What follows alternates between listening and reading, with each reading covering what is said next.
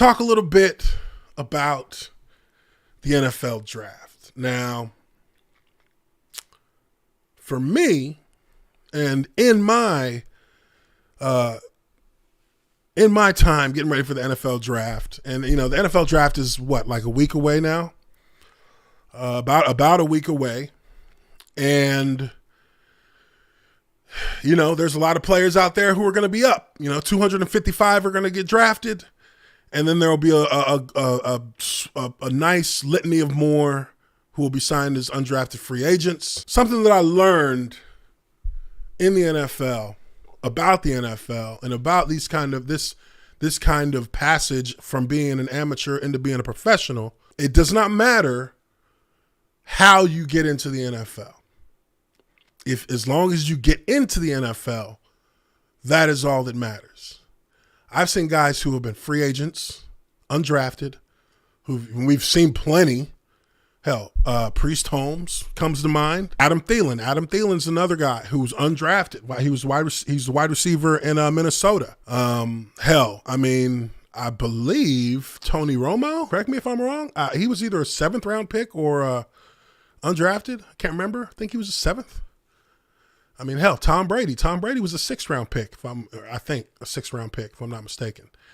But my experience in the draft was a little bit weird because about 10 days till the draft, the teams that I spoke with the most frequently were the Kansas City Chiefs and the Atlanta Falcons. I was getting hit up every other day for like 8 or 9 days.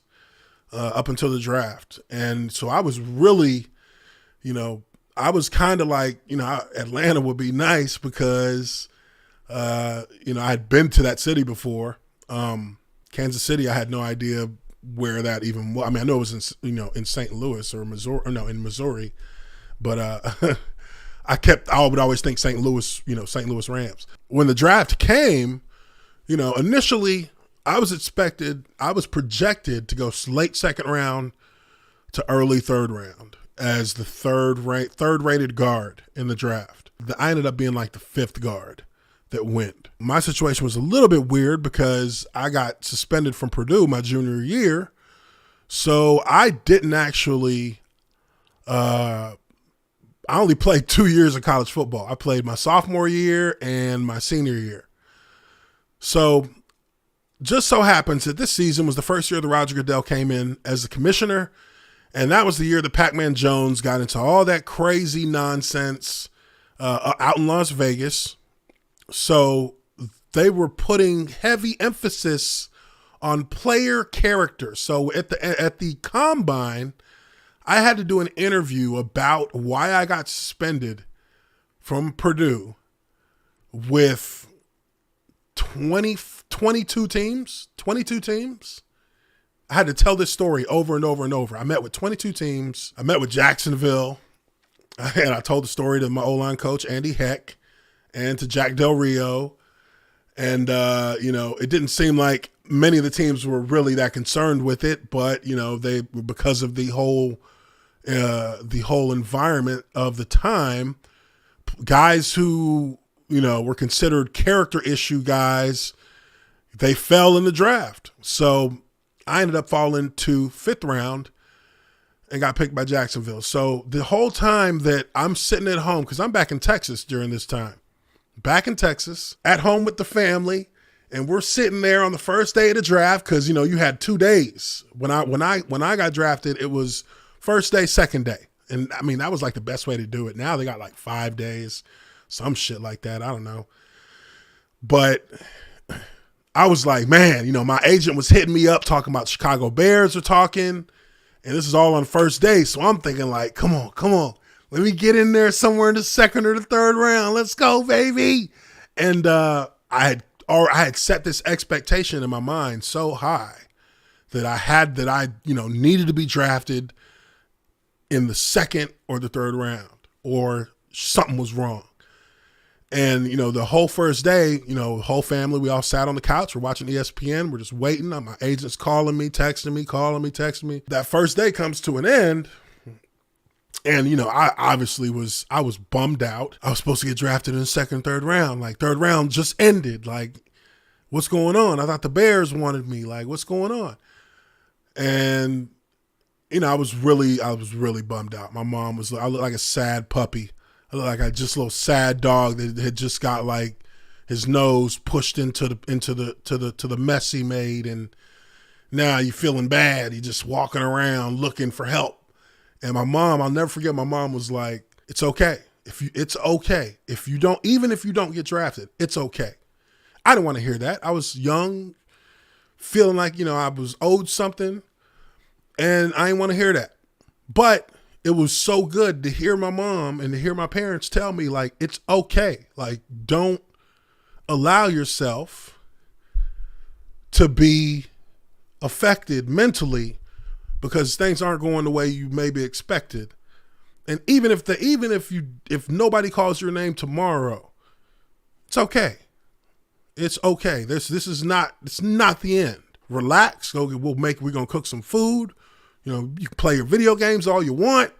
Because I'm at the parents' house, so it's like I got my room, and I got we got video games. And back when I was a kid, when we played too many video games, my parents would be all up in our ass about playing too much video games. Turn off that Nintendo. It's a Sega. It's a Sega Genesis, Mama. Turn it off. Nintendo, turn it off. My dad be calling it all the time. Nintendo. But so the next day comes, and I'm my agent hits me up, and I'm thinking this is gonna be it. This is gonna be it. Said the Falcons are talking about picking you up. So I'm like, all right, cool. So we're sitting there waiting, and when the phone call comes in, and it's not the Falcons, it's the Jaguars calling. So the Jaguars had traded 3 picks to move up. They gave the Falcons 3 6th-round picks to move up to their spot at 149, which I was 149, pick 149, and they picked me with that pick. So, I ended up going to Jacksonville. So with all that being said, and man, when it happened, it was a ball. Obviously, we went crazy in the house. The whole house went crazy.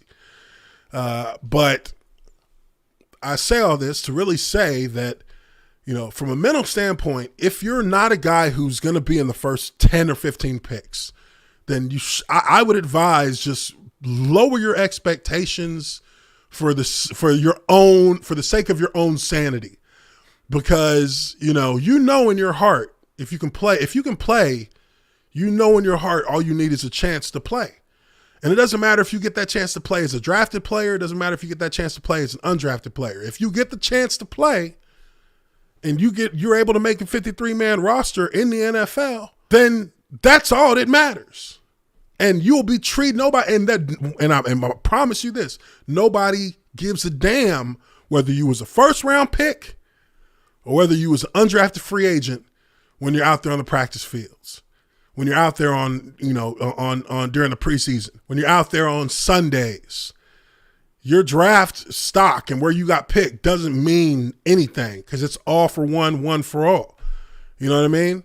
Like, so I think as college players, we got hung up on where we're going to get drafted when really it should just be you getting ready for the opportunity to play, because it doesn't matter, and a lot of times, if you're being honest with yourself, you can see it. If you're ready for the challenge of playing on the next level. So, mentally, you have to approach the draft as a young player coming out of college. You got to approach the draft with the mind state of just get yourself ready to go to work, because that's what you're going to be doing. It is work.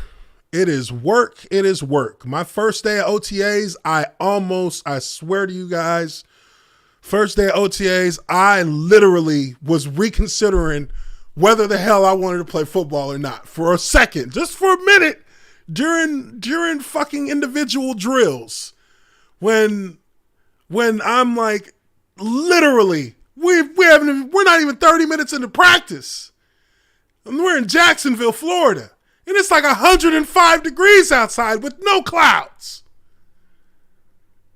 And they're like, ain't you from Texas? And I'm like, motherfucker, I went to Purdue for 5 years. I don't know what the heat is no more. I'm on my knees. Like, holy shit. I'm the rookie, too. I'm the only rookie offensive lineman.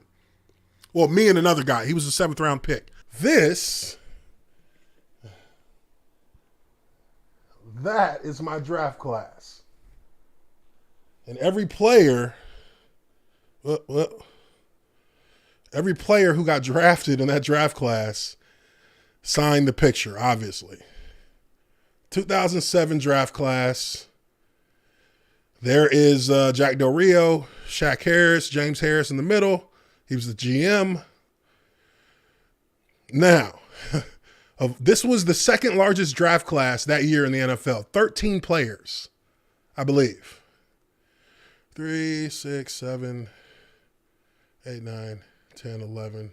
Oh, 11. I'm sorry. 13 was the most. We had 11. But this, of all these players, you want to know who's the last player on this draft class to leave this team? In 7 years, out of all of these players, by my fifth year, I was the last one there. All of these guys were released, went on to sign with other teams, or didn't continue playing afterwards. First round pick, Reggie Nelson. That was our first round pick that year. The punter got drafted before me. The punter we had 3 5th round picks that year. No. Yeah, no. Adam Polish was the 4th round pick, and I was the 5th round pick. Can you believe that shit? They picked a punter before they picked me. I was a 5th round pick, and I outlasted the 1st round pick, the 2nd round pick, the 3rd round pick, the 4th round pick, the 2 other 5th round picks, and the 2 other, the 6th round pick, and then like the 2 other the other 7th round pick. I don't remember all the numbers. It didn't matter where any of us came into the league. Justin Durant was a great linebacker. He went on and had a great career playing in Detroit and playing in Dallas. He was a 2nd round pick in Jacksonville. It doesn't matter where you get drafted. Be ready to work, because when you get out there, it's going to be a shock to your system. It doesn't really matter how good a shape you're in as a player. The speed of the NFL is different. The pace of practice in the NFL is different. Things move fast. Things move at lightning speed. But it's gonna be for young players, you just got to know that you're about to learn football all over again. Things are about to get you're about to get re-educated into what football really is about. So that takes a little degree of humbling. Got to humble yourself a little bit, because you're going to be coached as if you are a little ignorant child who doesn't know much.